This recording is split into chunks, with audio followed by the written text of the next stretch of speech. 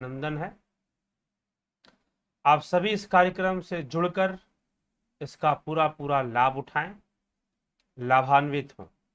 तो आज का जो विषय है तैत्तिरीय उपनिषद से ही यह विषय लिया गया है और विषय है ब्रह्म की प्राप्ति किसे होती, ब्रह्म को प्राप्त कौन करता है, ब्रह्म प्राप्ति के हेतु कौन योग्य है। किसी भी चीज की एक योग्यता होती है, एक एलिजिबिलिटी होती है, तो इसके लिए कौन एलिजिबल हो पाता है, तो वह सब इसमें थोड़ा सा बताया गया है। तो इस विषय में जो भी कहा गया है उस पर हम आज चर्चा करेंगे। दूसरी बात कि यह प्रश्न आया कहां से, यह प्रश्न कहां से आया, तो कल भी हमने एक चर्चा की थी कि कुछ लोग कहते हैं कि ब्रह्म असत्य है, कुछ लोग कहते हैं ब्रह्म सत्य है। जो कहते हैं कि ब्रह्म सत्य है, जो ऐसा मानते हैं कि हाँ ब्रह्म की सत्ता है, लोग उन्हें ज्ञानी या साधु पुरुष या महात्मा भी कह देते हैं। परंतु क्या ऐसा कह देने मात्र से सब कुछ हो जाता है कि ब्रह्म सत्य है? क्या ऐसा कह देने से ही सब कुछ हो जाएगा? तो जी नहीं, ऐसा कह देने मात्र से तो सब कुछ नहीं हो जाएगा। तो कैसे होगा, उस ब्रह्म को जानना पड़ेगा।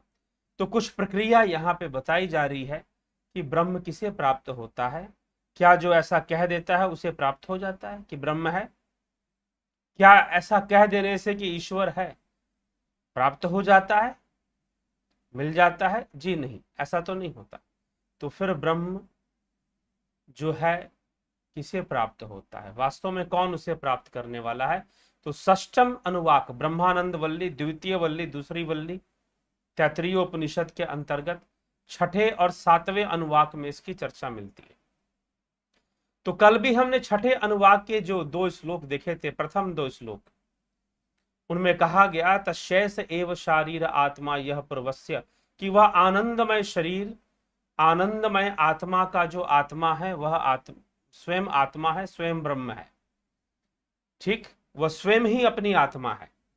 इसीलिए उस जैसे कि अन्न रसमय शरीर की आत्मा प्राण, प्राण की आत्मा मन, मन की आत्मा विज्ञान, विज्ञान की आत्मा आनंदमय, लेकिन आनंदमय की कोई अन्य आत्मा नहीं है, वो स्वयं ही ब्रह्म है, इसीलिए उसकी कोई अन्य आत्मा नहीं, वो स्वयं ही अपनी आत्मा है, ऐसा वर्णन किया गया। अब बात आगे बढ़ती है, कहा जा रहा है अताथो अनुप्रश्न उता विद्वान मुम लोकम प्रत्यकशन गच्छति, आहो विद्वान मुम लोकम प्रत्यकच्छत मश्नुता।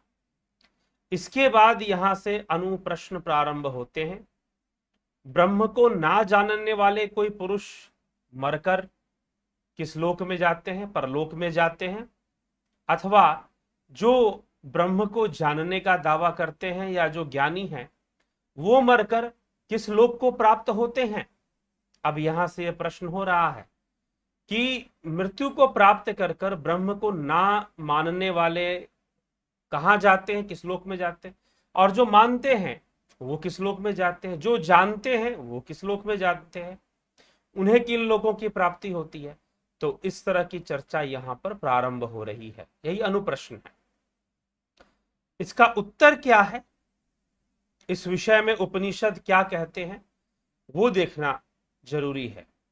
सो अकामयत बहुश्याम प्रजायेति स तपो अतप्यत स तपस्तपत्वा इदं सर्वं सृजत यदीदं किंच तत् सृष्ट्वा तदेवानुप्राविशत तदनु प्रविश्य सच त्याच्य भवत् निरुक्तं चानिरुक्तं च निलयनं चानिलयनं च विज्ञानं च विज्ञानं च सत्यं च अनृतं च सत्यं भवत् यदिदं किंच तत् सत्यमित्याचक्षते दपशेष श्लोको भवति। उसी आत्मा ने विचार कर किया कि मैं प्रकट हूं। अब बताया जा रहा है कि भाई यह सब कहां से आ रहा है, यह सृष्टि कहां से आ रही है, पहले ये जान लो, यह किसके संकल्प से आ रही है। अगर ये जानते हो तो फिर निश्चय ही तुम्हें यह बात समझ में आएगा कि कौन किन लोकों में जाकर रहेगा। कौन किन लोकों में जाकर रहेगा, किसका वास मृत्यु के उपरांत किस लोक में होगा, ये चर्चा हमें समझ में आ जाएगी। तो कहा जा रहा है कि उस आत्मा के विचार किया, उस ब्रह्म ने संकल्प किया, मैं प्रकट हूं, बहुत हो जाऊं, एको अहम बहुश्यामी, एक से बहुत हो जाऊं। ठीक है, एकम रूपम बहुधा यह करोति, जो एक से बहुरूप धारण करने वाला है, तो मैं बहु हो जाऊं। सह, उसने फिर तप किया, अपने संकल्प के विस्तार किया, तपस्या से अपने संकल्प का विस्तार किया। उसने इस प्रकार संकल्प का विस्तार कर कर जो कुछ भी देखने और समझने में आता, इस समस्त जगत की रचना की। उस जगत की रचना करने के अनंतर तत सृष्टवा, उसी में वह प्रविष्ट हो गया या प्रविष्ट है। उन सब में वो अनुप्रविशत, अर्थात वह सब में प्रविष्ट है। तत् अनुप्रविश्य, उसमें साथ साथ प्रविष्ट होना, अर्थात सृष्टि भी है, उसी के तत्व से सृष्टि है, तो निश्चय ही वो सब में प्रविष्ट है। मूर्त और अमूर्त भी है, तो बताने में आने वाला और ना आने वाला, तथा आश्रय देने वाले, आश्रय न देने वाले, तथा चेतना युक्त और जड़ पदार्थ, तथा सत्य और जिसे झूठ कहते हैं, वह सत्य स्वरूप आत्मा ही हो गया। यह सत्य स्वरूप आत्मा के ही रूप हैं।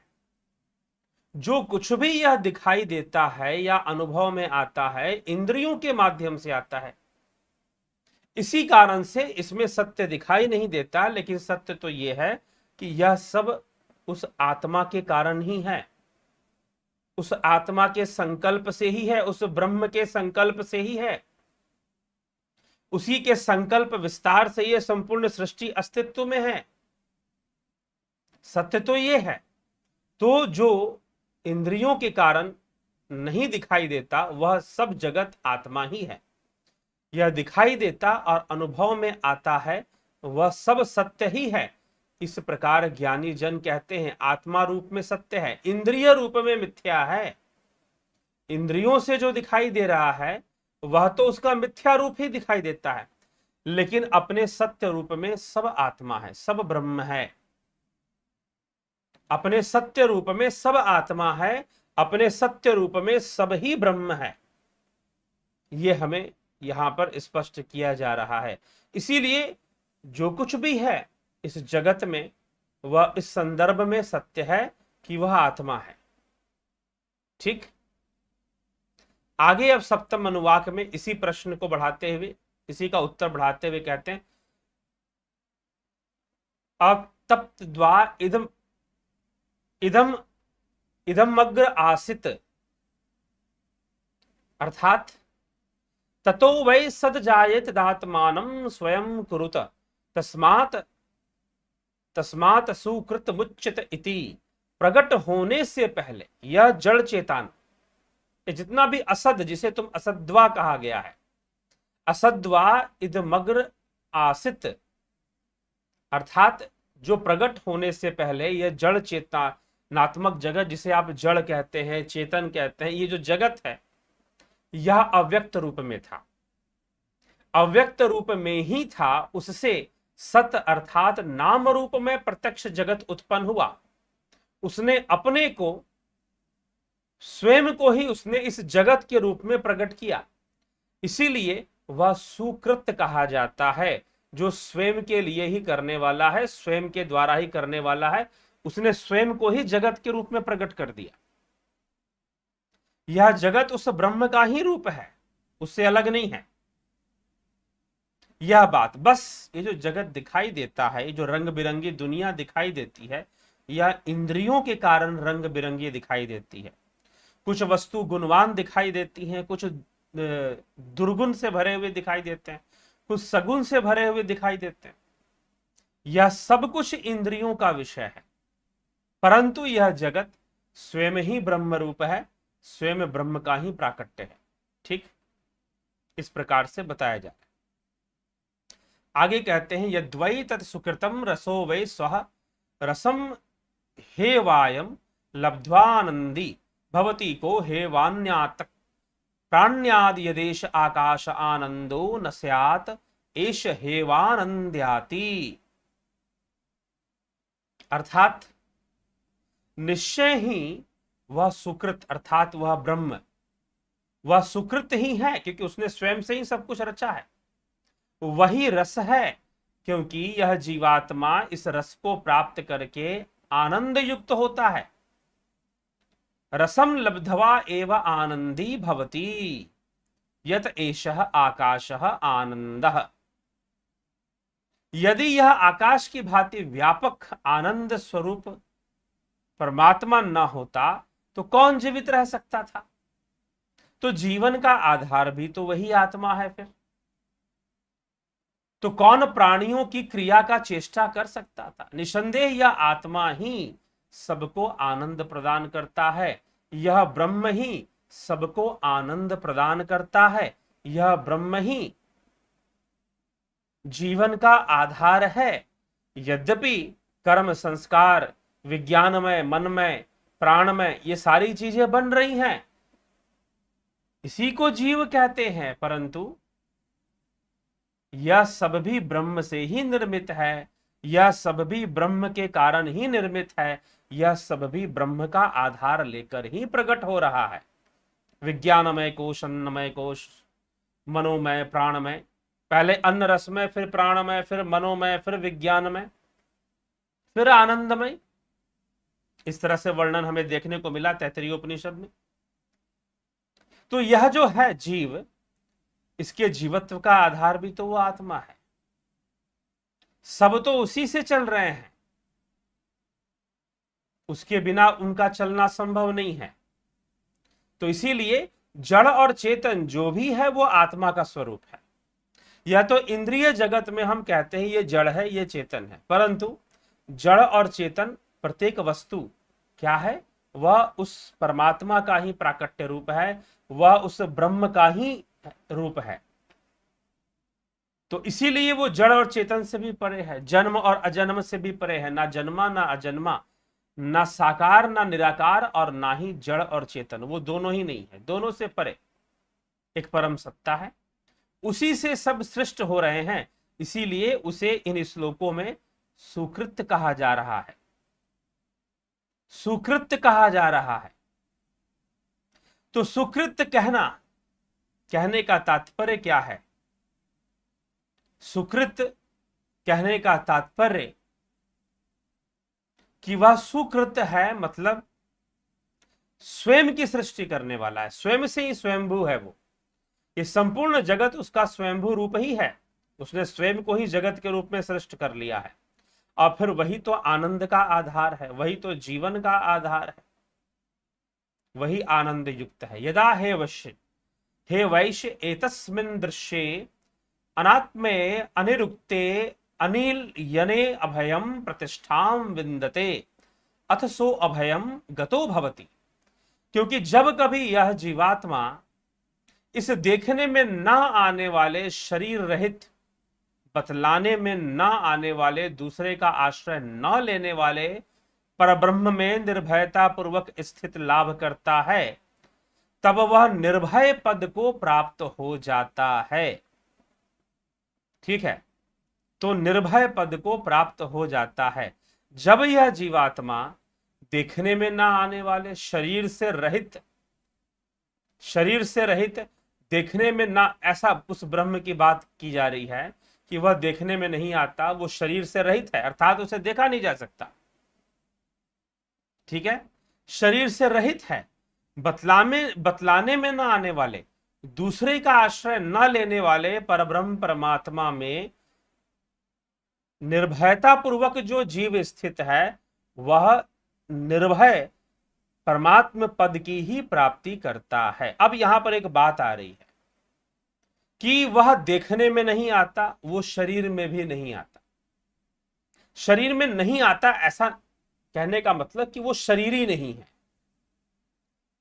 ठीक, और फिर वो देखने में भी नहीं आता, आप उसे देख भी नहीं सकते हैं, क्योंकि वो चक्षुओं का विषय नहीं है, इंद्रियों का विषय नहीं है, और देखना इंद्रिय विषय है। अब आप यहां पर कुछ लोग कहेंगे नहीं जी, दिव्य चक्षु से दिखाई दे देगा? जी नहीं। जो भी देखोगे उसमें गुण जरूर होगा, और जब वह गुणातीत है तो तुमने इंद्रियों के वशीभूत जो भी देखा, दिव्य चक्षु भी दिव्य इंद्रिय है तो इंद्रिय ही। एक है चमड़े का ये आंख, चरम चक्षु, एक है दिव्य चक्षु। दिव्य चक्षु हिरण्य गर्भ को देखता है। किसे देखता है? हिरण्यमय गर्भ पुरुष को देखता है, ना कि दिव्य चक्षु परमात्मा को देखता है या परमधाम को देखता है। उसको दिव्य चक्षु नहीं देख सकता। ठीक है, दिव्य चक्षु की देखने की सीमा है। वो हिरण्यगर्भ लोक को देख सकता है। मृत्यु के उपरांत जिस लोक में जीव रहते हैं उन लोगों को देख सकता है। तो वह हिरण्यमय लोक को देख सकता है, परंतु वह किसे नहीं देख सकता? तो उस परम धाम को नहीं देख सकता, उस ब्रह्म को नहीं देख सकता, क्योंकि ब्रह्म देखने का विषय नहीं। तो इसी संदर्भ में यह बात यहां कह दी गई है कि वह देखने में नहीं आता। ठीक है, वह देखने में नहीं आता, उसको देखा नहीं जा सकता। ठीक है, तो इसकी व्याख्या यहां पर मिल जाती है। तो वह जीवात्मा जो उसके देखने में ना आने वाला, शरीर रहित, बतलाने में ना आने वाला, उसके बारे में बतलाया नहीं जा सकता। जो भी बतलाया जाएगा वो प्रेरणा देने के लिए ठीक है, लेकिन उसके बतलाने से ज्ञान नहीं हो जाएगा आपको कि भाई ऐसा है तो वैसा होगा। जी नहीं, प्रेरणा दिया जा सकता है। इसलिए आदि गुरु शंकराचार्य ने भी कहा है कि ब्रह्म क्या है ये नहीं बताया जा सकता। ब्रह्म क्या नहीं है बस यही बताया जा सकता है। इसलिए ये जान लेना है कि ब्रह्म क्या नहीं है, ब्रह्म क्या है ये बताना तो मुश्किल ही है, क्योंकि यह बताने का विषय नहीं है, यह शब्दों का विषय नहीं है, यह वाणी का विषय नहीं है, वो बतलाने में आता नहीं है। ठीक, या देखने में ना आने वाला, शरीर से रहित, बतलाने में ना आने वाला, दूसरे का आश्रय ना लेने वाला, या किसी का आश्रय भी नहीं लेता, यह परब्रह्म निर्भयता पूर्वक स्थित लाभ करता है। वह जीवात्मा जो इसमें लाभ करता है वह निर्भय पद को प्राप्त हो जाता है। तो ये किसे प्राप्त होता है ये बताया गया। अब आगे एक और श्लोक में समझाया जा रहा है, यदा हे वैश्य एतस् मिनुद्दर मंतरम कुरुते अथ तस्य भयं भवति तत्वेव भयं विदुषो मनवानस्य तदपेश श्लोको भवति। क्योंकि जब तक यह थोड़ा सा भी इस ब्रह्म से वियोग किए रहता है, एक और बात, एक और रहस्य यहां पर खुल रहा है इस श्लोक के अंदर, कि जो थोड़ा सा भी उस ब्रह्म से वियोग किए रहता है उसका क्या होता है? जो थोड़ा सा भी उस ब्रह्म से वियोग किए रहता है, उस अंतर से, अपने आत्मा से जो वियोग किए रहता है, उसको जन्म मृत्यु भय प्राप्त होता है। तथा वही भय अभिमानी शास्त्रज्ञ विद्वान को भी अवश्य होता है। मनवानस्य विदुषः शास्त्रज्ञ मनवानस्य विदुषः तथा अपि एष श्लोको भवति। तो भयं भवति हि यदा एव एषः उदरम एतस्मिन् अंतरम कुरुते तस्य भयं भवति, कि उसे भय होता है। जिसने भी उस आत्म तत्व से, आत्मा से वियोग किया हुआ है उसको भय होता है, उसके अंदर यह भय वृत्ति बनी रहती है, वह निर्भय पद को प्राप्त नहीं होता है। अब जिसने थोड़ा सा भी वियोग किया है उस आत्मा से, ठीक है, तो उसके अंदर भय रहेगा और वो भय पद को प्राप्त होगा, निर्भय पद उसे प्राप्त नहीं होने वाला। अब चाहे कोई बहुत बड़ा शास्त्रज्ञ हो या फिर इस बात का दावा कर रहा हो कि वो ब्रह्म को जानता है या नहीं जानता, सारे द्वंद्व खत्म करने के लिए बात कही गई। प्रश्न कहां से शुरू हुआ था? छठे अनुवाक का पहला श्लोक क्या कहता है, जिसकी चर्चा हमने कल भी की थी, कि कुछ लोग कहते हैं कि ब्रह्म नहीं है, असत है, असत्य है, और कुछ कहते हैं कि ब्रह्म सत्य है, कुछ कहते हैं कि ब्रह्म सत्य है। तो कुछ कहने वाले हैं कि ईश्वर नहीं है, आप उन्हें नास्तिक कह देते हो, एथेइस्ट।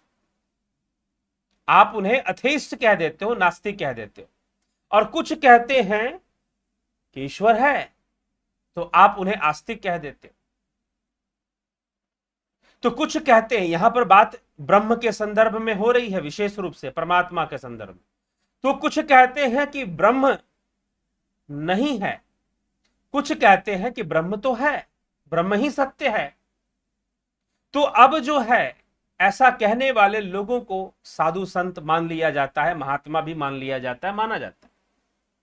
परंतु अब यही प्रश्न आगे बढ़ता है, अब ये बताइए कि निर्भय पद की प्राप्ति किसे है, परलोक की प्राप्ति किसको किस रूप में होती है? ब्रह्म को असत कहने वाले किन लोगों को प्राप्त होते हैं? ब्रह्म को सत्य कहने वाले किन लोगों को प्राप्त होते हैं? ब्रह्म को जानने वाले। यद्यपि प्रश्न दो ही है, सत्य और असत कहने वाले किन लोगों को प्राप्त होते हैं। तो यहां पर स्पष्टीकरण देते हुए कहा गया है कि भैया, आप ब्रह्म को असत्य कहते हैं या सत्य कहते हैं, यह महत्वपूर्ण नहीं है। अगर आप ब्रह्म को असत्य कहते हैं तो निश्चय ही आप ज्ञान के मार्ग पर नहीं है, ब्रह्म ज्ञान के रास्ते पर नहीं है, और आपने उसको जानने का प्रयास नहीं किया। अब कुछ लोग जो हैं ब्रह्म को सत्य कहते हैं, शास्त्रों का अध्ययन करके सत्य कहते हैं, या प्रवचनों में सुनकर वो सत्य कहते हैं, जिस कारण से भी वो ब्रह्म को सत्य कहते हैं। परंतु अगर जरा सा भी वियोग है, अगर उनकी स्थिति ब्रह्ममय नहीं बन पा रही है, अगर वह सम की अवस्था में नहीं पहुंच पा रहे हैं, तो अब चाहे कोई हो, चाहे वो ब्रह्म को सत्य कहता हो या ना, वो सारे विद्वान हो, विदुषी हो, महात्मा कहे जाने वाले ही क्यों ना हो, उन्हें उनका जन्म मरण का चक्कर खत्म नहीं होता, उनका जन्म मरण का भय बना रहता है, वह ब्रह्म में स्थिति को प्राप्त नहीं कर पाते। इसीलिए मात्र यह कहना कि मैं ईश्वर को मानता हूं, मात्र यह कहना कि मैं परमात्मा को मानता हूं, इतना ही पर्याप्त नहीं है। कहने मात्र से नहीं हो जाता है, कहने मात्र से नहीं हो जाता है, जानना पड़ता है और उसमें लय करना पड़ता है, उसमें योग करना पड़ता है। इसीलिए यहां पर साफ साफ लिख दिया गया, क्या लिख दिया गया? एतस्मिन् अंतरम, जिसने अंतर रखा, उस ब्रह्म से जिसने वियोग रखा, जरा सा भी वियोग रखा, और जब तक आशा है कि संसार के सुख तुम्हें प्राप्त होंगे और संसार के सुखों से ही तुम संतुष्ट हो जाओगे, जब तक ये आशा है तो वियोग तो बना ही रहेगा, वियोग तो बना ही रहेगा। लेकिन वह योगी, वह कर्म योगी, वह निष्काम योगी, जो संसार में रहते हुए भी, बाहर से भोग लिप्त दिखते हुए भी, वह भोगों में आशा नहीं रखता। यही बड़ी विचित्र सी बात है जो लोग नहीं समझते हैं, क्योंकि यह आपका व्यक्तिगत विषय है। एक बात ध्यान से समझिए, आप योगी हैं, आप आध्यात्मिक व्यक्ति हैं, यह आपका व्यक्तिगत विषय है। कोई कपड़ा धारण करेंगे, कोई साधु वेश बनाएंगे, किसी संस्था में जाकर बैठ जाएंगे, आश्रम में जाकर बैठ जाएंगे, तभी आध्यात्मिक हो जाएंगे? जी नहीं। ठीक है, जिम्मेदारी तो आपको लेनी पड़ेगी, अपने ऊपर लेनी पड़ेगी, तभी जाकर कुछ संभव है, तभी जाकर यह वियोग दूर होगा और योग बनेगा। अर्जुन से यही कहा जा रहा है, तस्माद् योगी भव अर्जुन। अर्जुन कहता है मैं ब्रह्मचारी बन जाऊंगा, भिक्षा मांग कर ही अपना जीव को पार्जन कर लूंगा।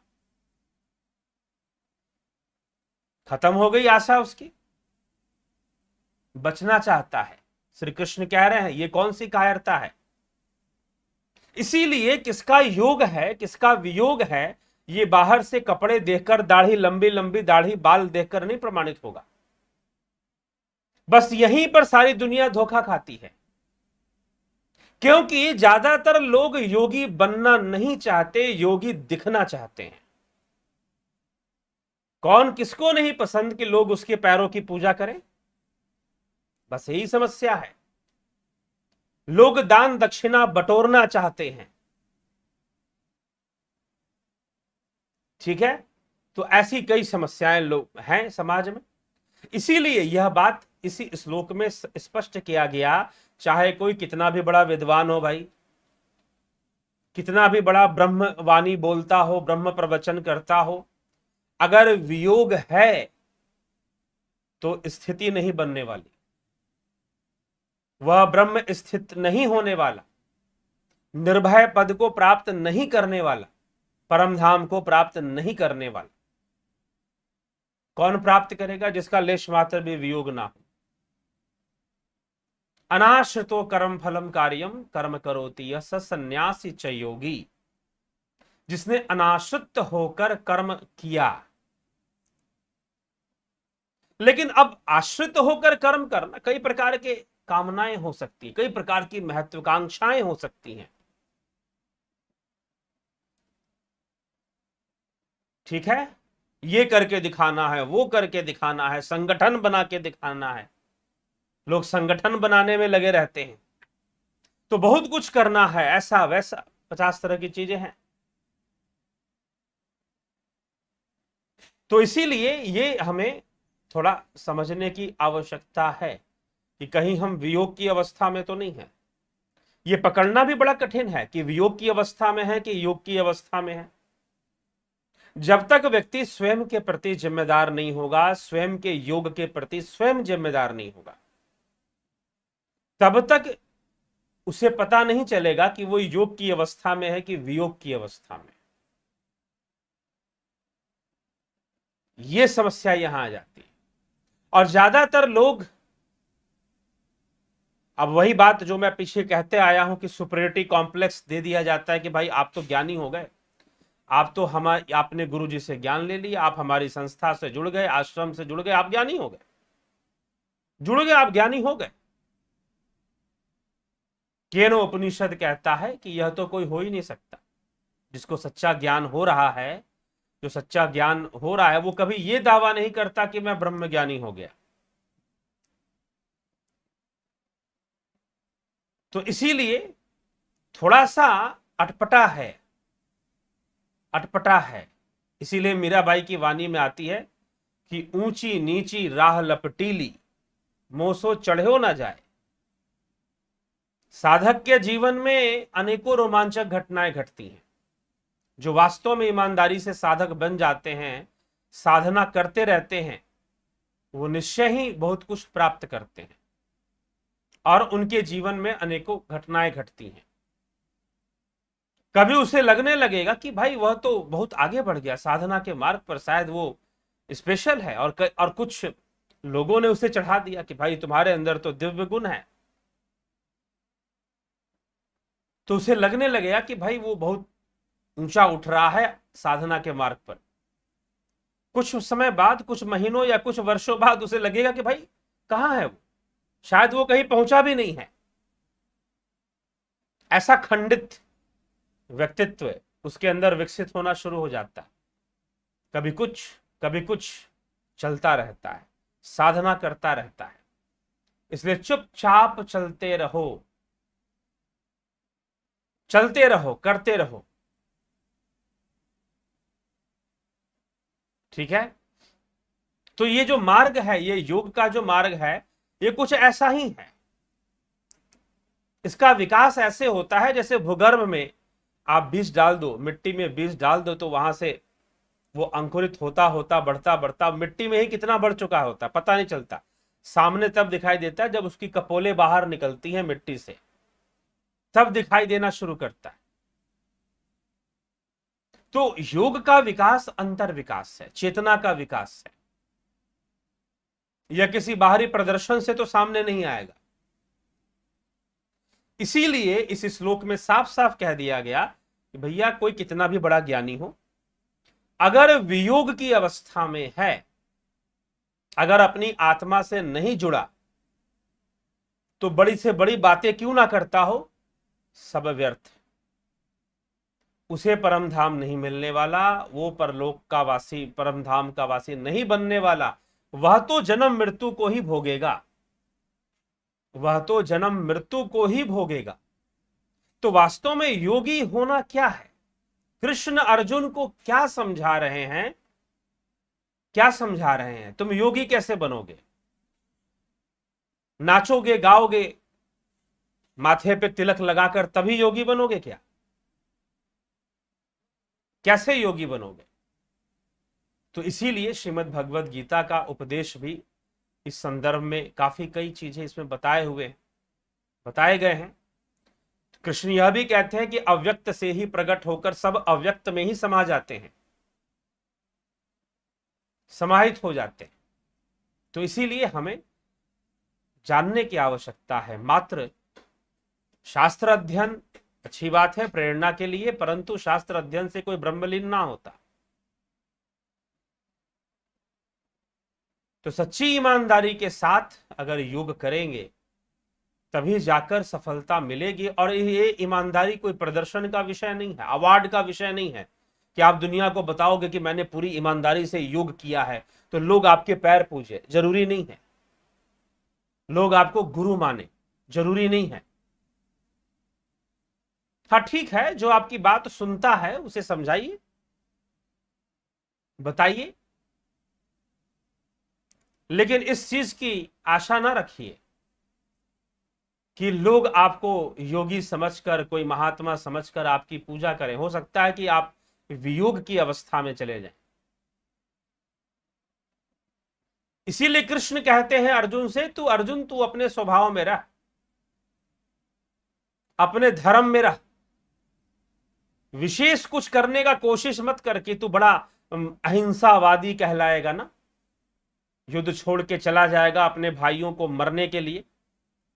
और द्रौपदी के प्रति तेरा कर्तव्य क्या, और बहुत सारी चीजें भगवान कृष्ण समझा रहे हैं अर्जुन को।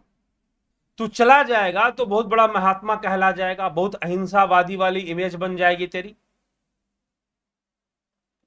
तो योगी होना ये सिर्फ और सिर्फ व्यक्तिगत जिम्मेदारी का विषय। आप को कोई योगी कहे यह जरूरी नहीं है, आप स्वयं को बोलो कि आप योगी हो। आपको निष्काम कर्म योग के मार्ग पर चलना है, आपको राज योग के मार्ग पर चलना है, डेली साधना के लिए समय निकालना है, ये आपकी जिम्मेदारी। इसके लिए कोई विशेष आप करोगे क्या? कुछ लोग कहते हैं नहीं, योग करने के लिए घर छोड़ना पड़ेगा। अरे हम तो कॉर्पोरेट में काम करते हैं, हमें तो ऑफिस जाना पड़ता है। आजकल ऑनलाइन ऑफिसेस चल रही हैं। तो ये किसने कहा कि तुम ऑफिस जाते हो तो तुम्हें योग की आवश्यकता नहीं, या तुम्हें योग नहीं, योगी ना हो सकते? तुम योगी तो तुम हो ही सकते। ठीक, चाहे तुम जो भी काम कर रहे हो, जो भी प्रोफेशन में हो, जपत अजामिल गज गणिकाऊ भय मुकत हरिनाम प्रभाव। अजामिल गणिका, जब ये योगी हो सकते हैं तो आप क्यों नहीं हो सकते? कोई किसी भी प्रोफेशन में हो, बशर्ते शर्त बस इतना है कि उसका लक्ष्य परमात्मा में स्थिति है, आत्मा में स्थिति है, संसार के भोगों में। और जो पाप कर्म में लिप्त है निश्चय ही भोगों में लिप्त है। तो यह सब बातें विचारणीय है साथ में। तो इसीलिए यहां पर साफ साफ स्पष्ट रूप से इस श्लोक में, सप्तम अनुवाक के आखिरी श्लोक में साफ साफ लिख दिया गया। क्या लिख दिया गया? कि ही यदा एव एषः एतस्मिन् अंतरम कुरुते अथ तस्य भयं भवति तत एव भयं मनवानस्य विदुषः। कि विदुषः अर्थात बहुत बड़े बड़े विद्वान जो ये कहते तो हैं कि ब्रह्म है, वो ब्रह्म को सत्य ही मानते हैं, लेकिन वो ब्रह्म को ब्रह्म ज्ञान के मार्ग पर नहीं है, वह वियोग की अवस्था में है। तो चाहे कितने भी बड़े विद्वान हो, उन सबका वियोग होगा और वो सब जन्म मरण के चक्कर में आएंगे ही आएंगे। भटकेंगे ही भटकेंगे, नहीं भटकने का प्रश्न। तो योग की अवस्था बन पाए यह व्यक्तिगत जिम्मेदारी का विषय, ठीक है। अगर आप स्वयं के प्रति, स्वयं के योग के प्रति जिम्मेदार नहीं हैं, तो कोई गुरु या कोई भी व्यक्ति क्या कर लेगा। किसी का काम प्रेरणा शास्त्र ही हो या कोई गुरु ही हो। कई लोग पूछते हैं कि गुरु बिना संभव है क्या। गुरु के बिना संभव है ऐसा तो नहीं, लेकिन आपके बिना भी संभव नहीं है। ये किसने कह दिया कि भाई जिसने गुरु बना लिया उसकी मुक्ति हो जाएगी, इसकी भी तो कोई गारंटी नहीं है। तो अंधभक्त वाले प्रश्न करो ही मत। कुएं के मेंढक वाले प्रश्न लोग करते हैं। थोड़ा सा शास्त्र पढ़ेंगे तो बातें अलग ढंग से सामने आएंगी। पतंजलि योग सूत्र को पढ़ लेंगे, उपनिषदों को पढ़ेंगे, चर्चा कुछ अलग ढंग से सामने आएगी। फिर समझ में आएगा कि वैसी चर्चा क्यों है, किस लिए है। तो योगी, आपको योग करना है, इसकी सबसे पहले जिम्मेदारी आपके ऊपर, मुझे करना है, मेरे ऊपर, आपको करना है, आपके ऊपर। आप करिए, ठीक है जी। किसी के सामने प्रमाणित करेंगे इसकी आवश्यकता नहीं, क्योंकि जिसको प्रमाण चाहिए वह संसार के प्रमाण देखता नहीं। फिर वो तो सीधा सीधा भाई देखेगा कि भाई किस अवस्था में है। अगर सही अवस्था है, योग की अवस्था है, तो परम धाम खुला है, नहीं तो फिर वियोग है तो भैया जाओ, जन्म मृत्यु के चक्कर में ही रहो। अभी और रहने की आवश्यकता है, ये बात प्रमाणित हो। इसके लिए कोई दुनिया प्रमाण देगा, कोई संस्था प्रमाण देगा, कोई सरकार प्रमाण देगी, कोई मीडिया वाला प्रमाण देगा, कोई मीडिया वाला घोषित करेगा कि कौन है कौन नहीं है, ये नहीं चलता, ठीक है। तो बस यही छोटी छोटी बातें हैं, यहां पर समझाया जा रहा है। कोई कह दे कि ब्रह्म है तो कह देने मात्र से उसे ब्रह्म की स्थिति प्राप्त नहीं होगी। यहां स्थिति की बात की जा रही है, शब्द का प्रयोग जो हुआ है उसमें स्थिति की बात है कि वह ब्रह्म की स्थिति को प्राप्त हो जाएगा, ऐसा नहीं, ठीक। तो यह हमें थोड़ा सा समझना। चलिए आपके टिप्पणियों, आपके कमेंट्स को भी देखते हैं क्या कहा जा रहा है। चर्चा हुई काफी इस विषय पर। विक्रम सिंह जी अभिनंदन। जगत नारायण जी, जगत नारायण। गुरु जी क्या ध्यान योग के बिना शास्त्रों की बातें हमें अच्छे से समझ में आएंगी, बताने की कृपा करें। जी नहीं, ध्यान योग से जो बात समझ में आएगी, इसीलिए शास्त्रों के मूल को समझने के लिए उनका अध्ययन करने के साथ साथ ध्यान योग का अभ्यास अनिवार्य है। तभी हम समझ पाएंगे कि वास्तव में किस दिशा में बातें हो रही हैं, क्या कहने का प्रयास किया जा रहा, नहीं तो बहुत सारी बातें नहीं समझ में आएंगी, ठीक है। इसलिए ध्यान योग प्रैक्टिकल है। शास्त्र में जो थ्योरी के रूप में लिखा गया है, ध्यान योग में उसे प्रैक्टिकल के रूप में लिखा गया है, ठीक। वही बात है। गुरु जी ध्यान योग करने से हमारे जीवन में क्या लाभ होंगे, उसका हमारे जीवन पर, हमारे परिवार पर क्या प्रभाव पड़ेगा, बताने की कृपा करें। तो बताने की कृपा आप खुद बताएं, आपके जीवन में क्या लाभ हुआ, आपके जीवन में क्या प्रभाव पड़ा, परिवार में क्या प्रभाव पड़ा, आप बताइए। आपने ध्यान योग का कोर्स किया हुआ है जगत नारायण जी, ठीक है, तो आप स्वयं बताएं, ठीक है, क्योंकि आपने स्वयं ध्यान योग का कोर्स किया हुआ है। तो निश्चय ही बहुत सारे परिवर्तन, स्वास्थ्य लाभ भी होता है, मानसिक स्वास्थ्य लाभ भी होता है, सांसारिक लाभ तो होते ही होते हैं ध्यान योग करोगे, ठीक है। और साथ ही साथ आपके व्यक्तित्व का निर्माण, आपके मन का निर्माण होता है, आपके संकल्प का निर्माण होता है, आपकी शक्तियों का विकास होता है, आपकी चेतना का विकास होता है, और संसार को आप सहज तरीके से जीते हो। पहले संसार कठिन लगता रहता है कि भाई ये करना है, वो है, ऐसा है, वैसा है, अब सरल होने लग जाता है। एक संतुलन की अवस्था धीरे धीरे विकसित होने लग जाती है, और ऐसा लगेगा कि समस्याएं आती हैं अपने आप गायब हो जाती है। बहुत कुछ है, अलग अलग लोगों के अलग अलग अनुभव हैं, मेरे भी अनुभव हैं और भी लोगों के जो करते हैं उनके भी अनेकों अनुभव हैं। कि लगता है कि पहाड़ जैसी, एक भाई ने फोन किया कि मैं 1 साल से ध्यान योग का मैं अभ्यास कर रहा हूं और सुनता रहता हूं इस चैनल पर, तो अब तो साधना में ही स्वयं को संतुलित करता हूं। सोच रखा था कि मैं बहुत सारे प्रश्न करूंगा, लेकिन जैसे ही ध्यान योग का कोर्स मैंने कंप्लीट किया, अनेकों प्रश्नों के उत्तर मिल गए, अनेकों प्रश्नों के उत्तर मिल गए जो प्रश्न मैं जानना चाहता था।